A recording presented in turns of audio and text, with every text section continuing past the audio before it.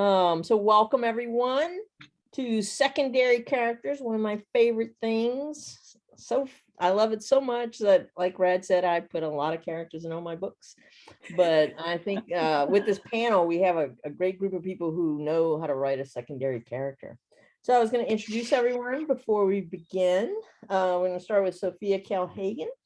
Her latest book is Not All a Dream. There it is.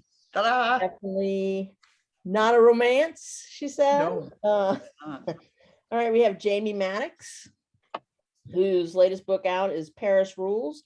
And I got to hear a little reading from this, which was fabulous. So hopefully everybody was here. It's kind of a fictional autobiography. So we have Lee Dalton, which Fresh Grave in the Grand Canyon, which is about murder. Oh, he brought his book. I don't even mind. Which is my favorite thing in the world, murder. So I love it. We have Amanda Radley, who wrote and had his new book that came out in December, which was Humbug. And she has Reading Her, which is coming out in February.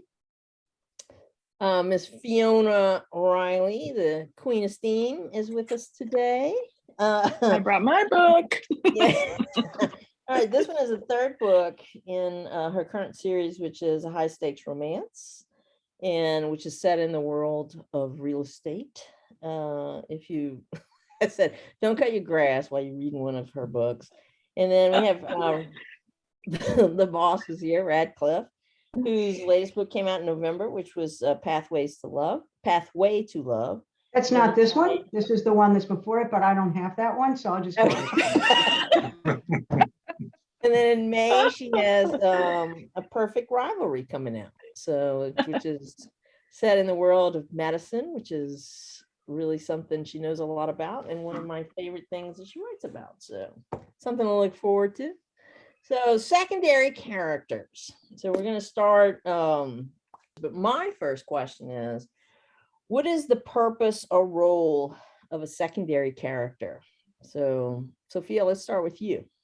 Well, so I realized going into this today that all my books, I only have 4, first of all, and all of them are written from a single point of view. So if I don't have secondary characters, nothing happens. So they're pretty basic. They are the source of conflict. They're the source of love. In some cases, the setting itself becomes a character. So there's that part of it. They're everything, you know, for me anyway. No, I totally agree with you. How about you, Lee? What do you think? I usually write kind of the basis of most of my fiction is friends and family, mm-hmm. in one way or another, even in the mystery. So you can't escape secondary characters when you've got friends and family. It's inherent to the plot. I mean, the protagonist might dominate the action in every chapter, but family and friends are going to sneak in greater and lesser ways throughout. So it's essential. They are essential. Definitely. How about you, Amanda? I think they play a few roles. Sometimes they can help move the plot along. Sometimes they're the spanner in the works. I think sometimes they can play the role of the reader to a certain extent. If you have a character that's doing something unusual, it can be good sometimes to have a secondary character to explain why.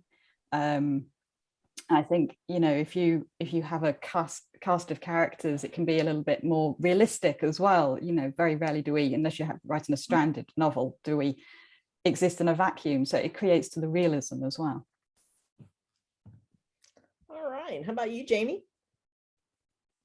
I like that exist in a vacuum phrase, because it's true. We're all very complex human beings, and we're surrounded by people all the time. So I think a realistic novel involves a lot of secondary characters. And I got my hand slapped quite a bit in my first novel from having so many points of view.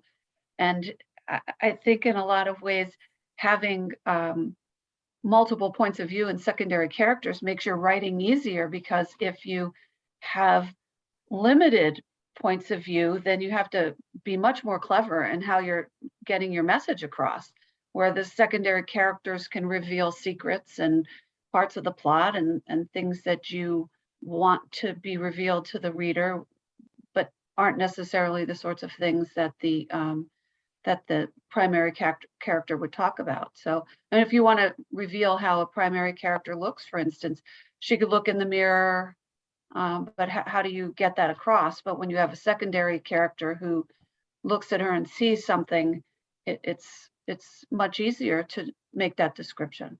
So I could write a novel with 400 secondary characters easily. Shelley Thrasher would just cut it all. Spirits. We're like kindred spirits. How about you, Miss Fiona? For me, I feel like the secondary characters help to get the main character back on track. A lot of times we get in our own head, we get obsessive about things, we can't see what's right in front of us. I think for me, the secondary characters in most of my books, especially this series and the last series, they tend to be their close friends or a mentor of some sort to help them kind of redirect their focus and put things in perspective. I find that sometimes it's comedic relief, sometimes it's just giving them something else to think about or a different, different view of things. And sometimes it's just somebody that, spice things up. Like, maybe they're just about to have a kiss and we need to build that tension. I need someone to come in there and just break that up real fast so we can drag it on a little bit for all the readers. So I think a secondary character helps the story tell itself by adding more characterization and depth to it and giving a little bit more perspective of, putting people back in the place they're supposed to be, getting them back on track. I use my secondary characters to keep my main characters from going off the rails. Okay. How about you, Rad?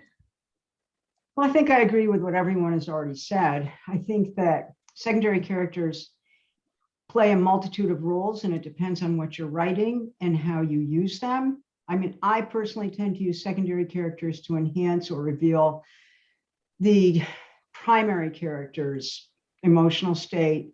I think that the conversations that your main character has with other characters are incredibly revealing. It helps you avoid info dumps in narrative instead of putting all of the feelings of the main character in narrative, which I do, and sometimes it works, but it's also much easier to reveal how they're feeling in a conversation with someone else.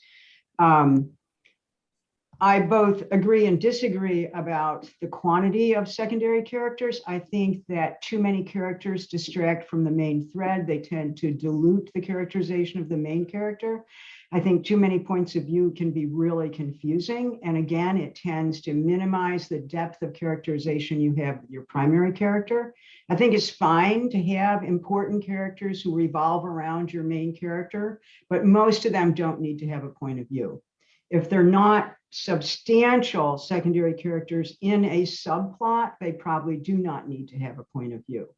And I think that's something that I learned over time. And, I mean, I've written some of my early books where, the bartender had a point of view and didn't need to have one. So I think that it's a balance. But, I agree. I think they need to be there. They create real worlds and they help to create authentic characters. And they help out the story depending on how you're going to use them. I mean, they drive the story forward by inserting them at, the appropriate places along the journey when you need a new character to come in and change direction, as Fiona was saying, for the main character. Right. Now, I know, especially you and Fiona that are on this panel, you do a lot of series work.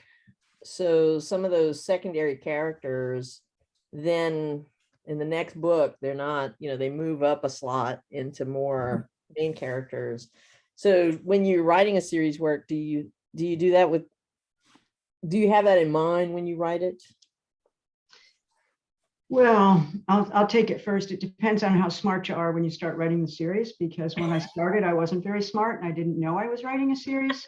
So I didn't lay the groundwork very well for my, characters who later appeared. And a lot of them, I had to deal with an awful lot of Kates in my early writing because a lot of people were named Kate.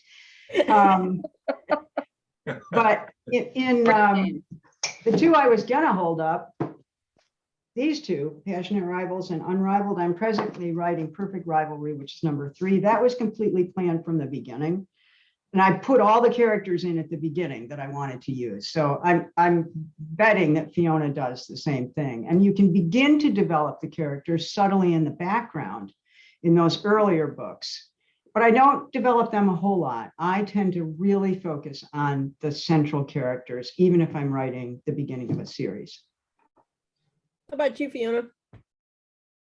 So my first series was an accident. I wrote Mismatch by itself. It was supposed to be a standalone. And then in the process of, learning to write a little more, and because I had a fabulous editor, Ruth Sternglantz, she recommended that I could drag this out a little longer. And I had enough secondary characters in the first book, which is about a matchmaker, to make it into a series of matches and people trying to find their love.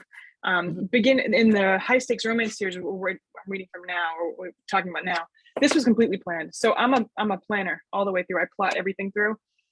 So this book takes place as a bunch of coworkers at a real estate office. So there are 3 best friends and a sidekick, and the 3 best friends each I knew were going to have their own book, and the little sidekick is actually going to end up with a novella very shortly. So for me, from the start, I knew that we were going to be writing a series, and I intentionally put people in there in a supportive role and a really close-knit best friend kind of role. And they all serve different purposes. One's really straightforward, one's really goofy, one's really more of a mentor, and each one has a little bit different appearance in the book. So the first book, the secondary character that's going to be in the second book, that's going to lead her own, has way more presence. In the second book, the third person has way more presence in the second. So it's just a matter of kind of building upon them. And the secret's really not letting out too much of who they are in the beginning, so that you can build upon their character when it's their turn to be the lead. But I plot everything. I'm a plotter. Okay, I think that answers. We had a question for you specifically, and it says, will we get a 4th book in the high stakes romance featuring Jax? So I think I am working on at least a novella for Jax. So we'll get something to you, I promise. All right. Now, is anyone else planning a series or currently have a series that I forgot to mention? No. Okay. What adds depth to make a better secondary character? So Jaime, let's start with you. I think any character's depth, the more information that you have about them, the more feeling that you have, the things that you can relate to as a reader, whether it's their pain or their struggle, their experiences. So the more you can reveal, and of course, 90,000 words, the deeper that character is going to be. Okay. Lee, how about you? I was thinking about like realization on the part of the protagonist about the secondary characters, like realizations they may have, but also misunderstandings that they may have about them, and how the depth can come by almost through reflecting off of what the protagonist thinks, like in a novel where the entire point of view is from the protagonist's point of view. As Rad was saying earlier, dialogue and reflection back can add depth to that character. Like suddenly the protagonist has to deal with maybe seeing themselves in a new way, seeing that character in a new way, seeing the misunderstandings they may have had about them. Like they'll reveal new things about themselves that the protagonist never dreamed of. And I think that makes them more than just serving a purpose in the plot, but also gives them flesh and bones as a character. How about you, Amanda? I think what adds the most depth is that they need to be autonomous. They can't just be convenient. They can't just be there to explain a plot point or, point out who that person is and why they matter. They can't be there as Bob, info dump for a load of information that you want to spill out. They have to have their own life, personality. They have to have, even if it's an unlikable one, their own dialogue structure. They have to be realistic. We're not just surrounded by people who tell us what we want to hear or lead us in the right path. They have to have a personality of their own, a realism, and not necessarily go, where is the most convenient place for that character, for the main character at the time. So I think realism is sort of the most depth that you can have. Okay. What about you, Fiona? I think I agree with what Amanda said. For me, it's important that oftentimes the secondary character also helps the other parts of the story. So whenever I'm writing a story, I'm writing a romance, and I'm also writing something else that's happening. Like in this particular series, they're selling houses, or they're selling properties, or there's a competition in the first one. There's a farm that's going to be lost to a sale if they don't figure it out. So a lot of times I have that secondary character to help me move the stories in parallel. So the romance is happening, but there's also some other things, maybe to keep the main character and focus on what's happening, or to add a conflict to the situation. Maybe they weigh in with a friendship role, like, I don't think this is appropriate for you, or this relationship doesn't look like it's going the right way. Or maybe they say, hey, listen, remember how you're supposed to be selling this multi-million-dollar home and you have a very small window to get it done? Maybe you should get out of bed and get it done. And I think for me, that's how I move the story along. They add a little bit more color, and they add a little bit more personality, and they help to keep the story itself moving outside of just the romantic arc, which is the goal of the story, of course. But I think it's important to also there's more to life and love than just one thing. And I think that's what makes a good complex character. Okay. Sophia, how about you? I agree with what everyone said. I would emphasize, especially because I don't really write romances. I write love stories, I guess. I guess that's what I'd call them. So the secondary characters are the source of conflict. And one of the most interesting things that I have found happening to me as I've been writing these secondary characters and the conflict that they bring to the story is, one of them, or several of them, depending on what you're talking about, are villains. Ultimately, they're the bad guys, or they're, at least in some significant way, truly problematic. And one of the things that happens is I find myself in this moment where I can actually, it becomes important to sort of explain them, to, I guess I'd say, justify them, so that you end up understanding why they act the way they do, and how that plays into the entire story, how it affects the protagonist, how it affects the outcome, how it affects whether you care about them. They're also a wonderful source of irony in the end. I mean, you've got somebody who you have to, oh, that asshole. And then in the end, you start to understand why they did what they did, and how in the end this bad thing turns into something valuable, or even possibly good, depending on luck, on circumstances, on the realistic kinds of things that really happen. I try to write very realistic stories, even though they're speculative, even though the first three it took place in a time that hasn't happened yet, although maybe it has. Maybe it has. And then the most recent one was sort of in the present tense, but maybe not. I mean, it's really strange. The one I'm working on now, I decided, okay, the first three were in the future. The fourth one is in the present, more or less. And the next one is going to be back in time, like way back. And we're talking like, I'm starting to learn about ice ages in real detail, because I'm all the way back there. And I want it to be as realistic as possible, which is going to be interesting because we don't know anything about the ice ages, not really. That helps. Those are the best kind. You can make it up as you go along. I am How about doing you, Rad? exactly that. How about you, Rad? I wrote down two main things when you first asked the question, and a lot of it's already been covered. But the first thing I wrote down was specific and unique attributes. I mean, your secondary characters can't be walk-ons. They have to be fully developed characters, even if they're not going to have major roles in the book. And they have to be distinct. And how do we make characters distinct? I mean, sometimes it's the way they dress, sometimes it's the way they talk, as Amanda said, specific dialogue or words that they use, attitudes. I think are huge. I think one of the ways to develop a secondary character is to give them a very unique attitude towards life, or perhaps attitude toward the main character. So that the second thing is the interaction with the main character. I think that's what creates really focal secondary characters, is the role, as Fiona mentioned, that they play relative to the main character in the story. Are they the best friend?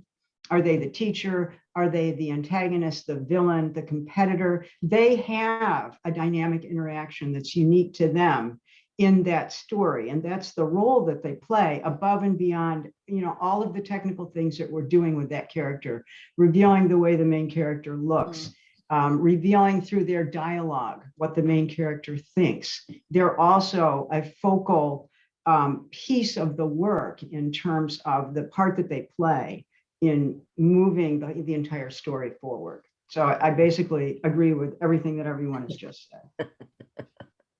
Now, this usually happens to me in the editing process. Now, I was reading up on secondary characters when they asked me to moderate this thing, so I sounded like I knew what I was talking about. And they said, do they need like a full background, as far like a backstory? And do you do that just for your own, I guess, knowledge as you write the book, so that you know the character well? Or does that make it into the book and then your editor says no and cuts it out? It's usually when it happens to me. So Yes. do you understand what I'm saying? So how about Yes, you? yes to all of that, yes. I would say no to all. No, I would Really? say no. Yeah, no, I don't think so. I mean, again, whose book are you writing? Whose story are you telling? It's the main character's story. Yes, you have to know enough about the secondary characters and their motivation. Again, if it's the villain, that's practically a main character. So you're going to have to know a lot about a villain's motivations, and you're going to have to reveal that. But if your secondary character is your best friend or your sidekick, I don't think you have to reveal to the reader everything about their background, because what's critical is their present relationship to the main character. So I think it's what role that secondary character is playing as to how much of their backstory and their personal story you have to put on the page, because the readers are reading that story because they want to find out about the main character. And particularly if you're writing a romance, obviously, as all the romance writers know, it's the critical relationship between the two main characters that they want to see. And I think you can get lost in the weeds with your secondary characters if you give them too much page time. Okay. How about you, Amanda?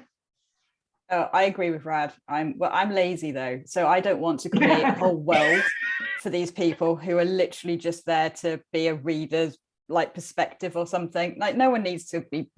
I want the reader to really care about my main characters, and I use the secondary characters to assist in that. No one needs to know if this woman goes home to an asthmatic cat and that's all that she's got in her life. It's I think I create enough of a background that I know who this person is, but it certainly doesn't make it onto the page. And I don't have a notebook with everything that's ever happened for this person. So I think for me it's about creating enough background that the person feels real to you. So when you're writing that person, you don't have to say, or as you know, when I was born on the farm and I grew up, and you don't need to be doing that, because it's a person, and that will come across in the way they speak and the way they act and things like that. And I just don't have time to write a biography of all these people. So yeah. How about you, Lee? I kind of feel like let's call them important secondary characters, that a backstory can really be valuable.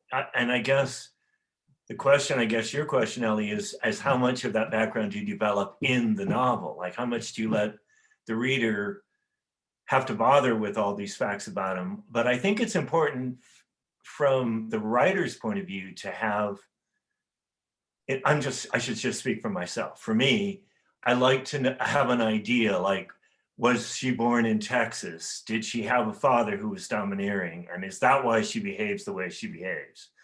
And it doesn't necessarily ever have to come out in any important way all the details of her backstory, but it helps me make her more real, if that makes sense, to kind of have a framework for her in mind. And then in this particular novel, in Fresh Grave, another important secondary character is the one who's found dead on a beach on the Colorado River. And he's both the antagonist, and turns out that part of the solution to the mystery is his backstory. So sometimes the backstory can be ultra important. At least it is in this particular case. Okay. How about you, Jaime?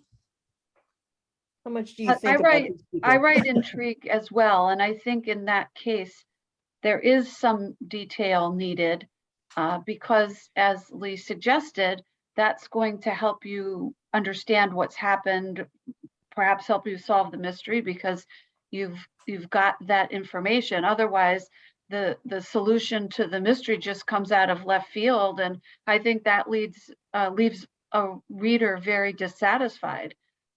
They want to play along in this and figure out what's going to happen, and if not whodunit, how you're going to catch them. And without a certain amount of information, I think the reader's in the dark and doesn't have that interaction with the characters to be able to figure out the whodunit part. In a romance, or from the romantic perspective, I think there's less need to have those other characters having the backstory on print.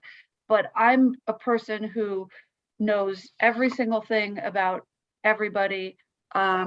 This is, I think, my first or second little writing journal, and everything goes in here. It's all laid out, and then things are crossed out and there are arrows, because as something develops, I have to go back to it and figure it all out. So I know lots and lots of information about those characters that helps me to maybe present them in a concise fashion, because I'm able to pick what I want to reveal of them in the book. Can I, are you done? No, go ahead. Oh, I'll be done if you want me to be, Rad. never. No, seriously, were you done? Because you made me think of something. I was thinking about when I wrote Cost of Honor, which I think is maybe 2 years old now. That takes place in 3 different locations. And there is a definite villain, if you will, a terrorist who has a point of view.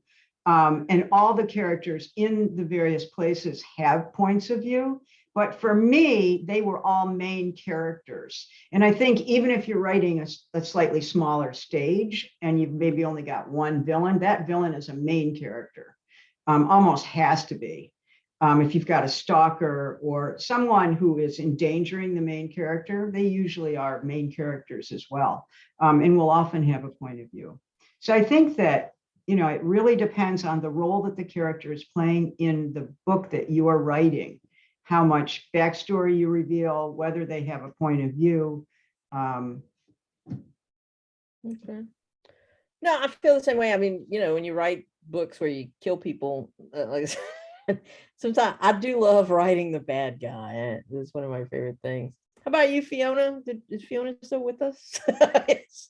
I'm here. I'm here for a minute. I had a lighting issue. I'm in the room with the cats, and they unplugged my lamp.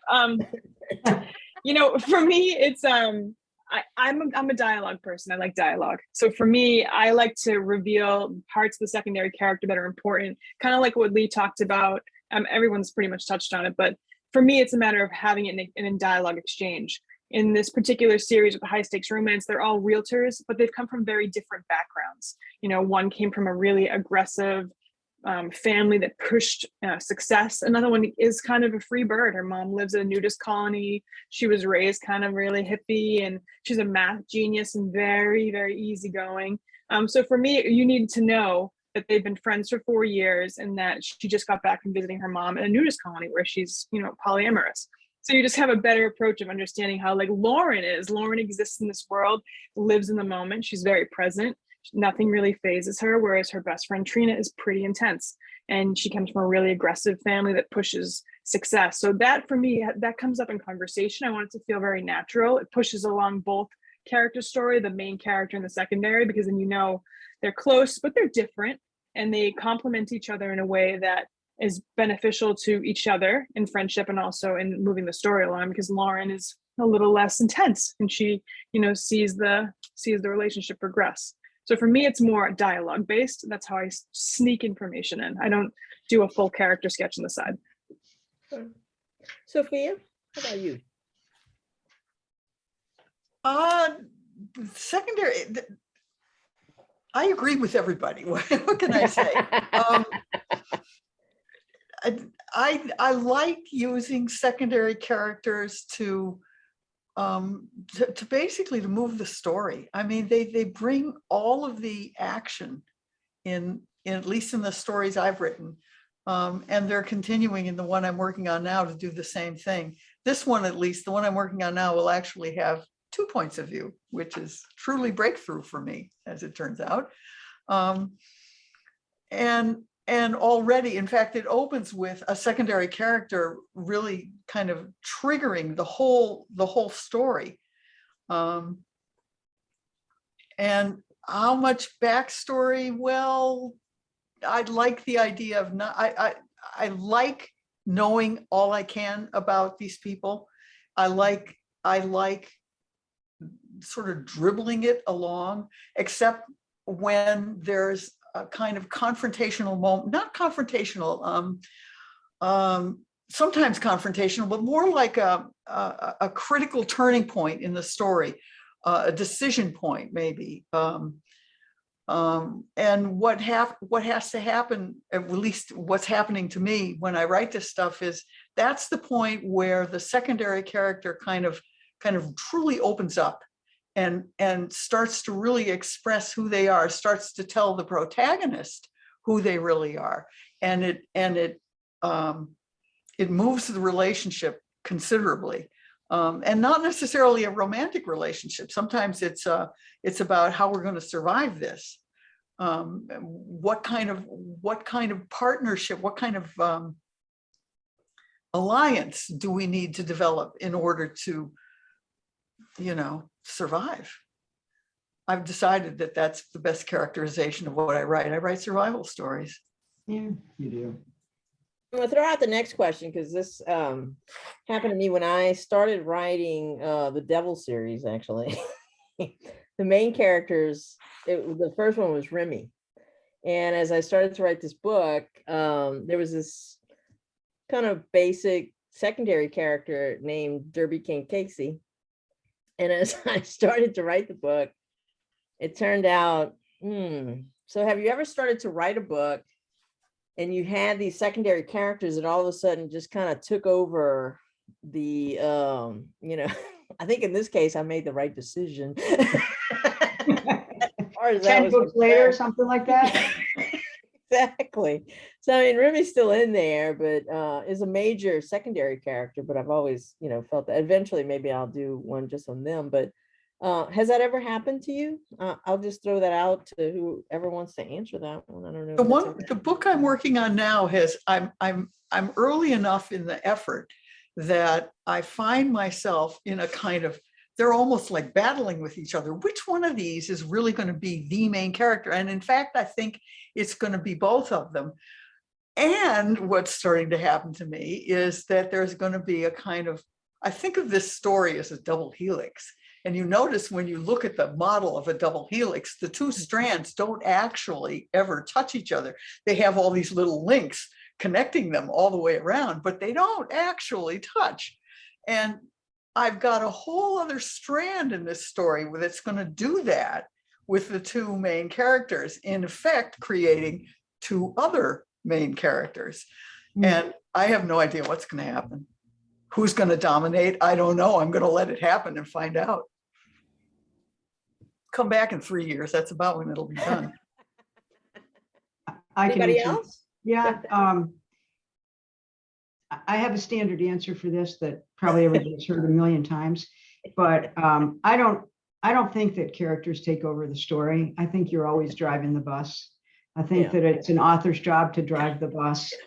But I think that as the story reveals itself, your characters may change in your mind. What I find happens to me is that when I very first begin to write a romance, I think that I am writing the story of one character. And as I introduce the characters and I begin to develop their conflict on stage, I realize that I'm writing the other character's story. And that doesn't bother me. I mean, it's really a question. Whenever you write, Fiona's nodding, whenever you write a romance, you're usually telling the story of both characters. But very often one character dominates in terms of growth and how much they drive, their emotional growth drives the story. And I often think when I start, it's the big tough butch character whose story is going to be told, and she's the one that's going to change the most, and it usually isn't. It's the stronger character is usually the one that I don't recognize initially, and it becomes her story almost always. And I find that very interesting. But nobody's ever taken over the story, and I've never switched to, you know, anyone other than those two characters. Okay.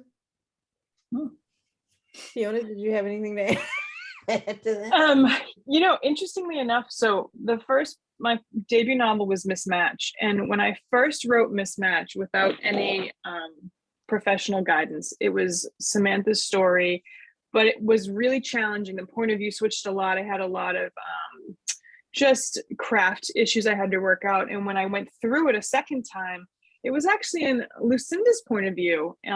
She was the lead, and that it was fine, but then going upon it a third time before it actually made its publication, before I sent it back into Bold Strokes for consideration, I realized that Samantha was really the person who had to lead the story. As much as it was both of their story, she was certainly the lead character, but at one point she wasn't for an entire novel. Probably about 90,000 words, she was not the lead character. And I think it's in most of my books, the books they split right down the center, that each person gets their own time, but I've never had a character run away with me. I will say this last series I just completed, I had a really hard time going in book order. I was so interested in writing Ellison's story that after I finished book 1, I wanted to write book 3, but book 2 had to happen for 3 to happen. And the hardest thing for me was I really wanted to get Ellison's story on the page, because it had so much to do with my own life and what was happening with me at the time of writing. There's a lot of my life in Ellison's story with just children and having kids and the process of having children and how challenging that can be as a queer couple. And I was, I seem to keep having children, so that was in the midst of that. So I really wanted to write book 3 before book 2. That's the only time I've ever actually considered writing 2 books at once, but I do not have the bandwidth in my brain for that, so I did not. But never have I lost a story to a character that wasn't supposed to be there. I do plot things out. I did almost put book 3 before book 2, which would have made a very interesting series, but I didn't. I restrained myself. Right, and the next one, I know, like Lee, you just wrote one that was in the Grand Canyon. Do you ever consider the location as almost like a secondary character? I do. Yeah, Lee, absolutely. Yeah. Lee, you with me? Yeah, were you directing that to me? I'm sorry. I thought you were just using me as a casual example. No. Just taking advantage of you. Yeah.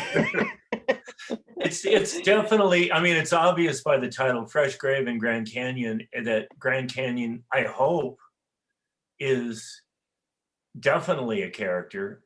Maybe not even a secondary character, maybe one of the 3 protagonists, because it's got all these different moods that I tried to communicate. Like, it's awesome and it's gorgeous, and it's also scary and it's mysterious. And so the canyon has a definite personality. To anyone who's been down it on a river trip, it has got a definite, many actually different aspects of a personality. So an emphatic yes.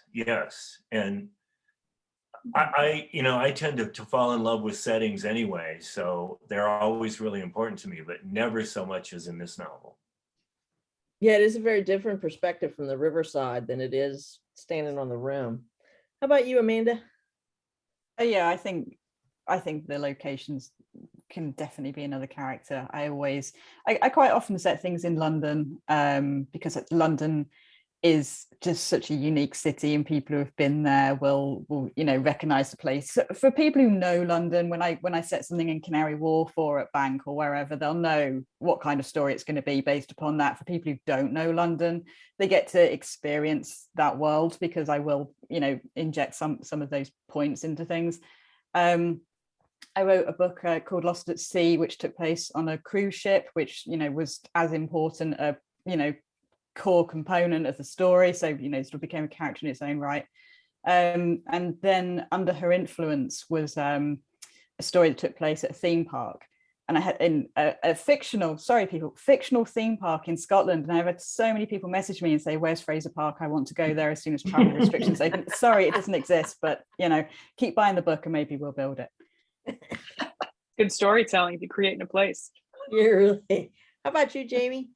Now, I really enjoyed your reading the other night when you were there. Yeah. It was so, I mean, obviously Paris holds very unique meaning for you. And so was it fun to, I mean, obviously it's where you met your wife. Obviously you've been together for some time. If your kid's getting ready to leave for New Orleans, tell him to call me. I'll definitely talk him into it. I will do that, but he's still not going. Well, we didn't meet in Paris. That's where she just jumped my bones for the first time.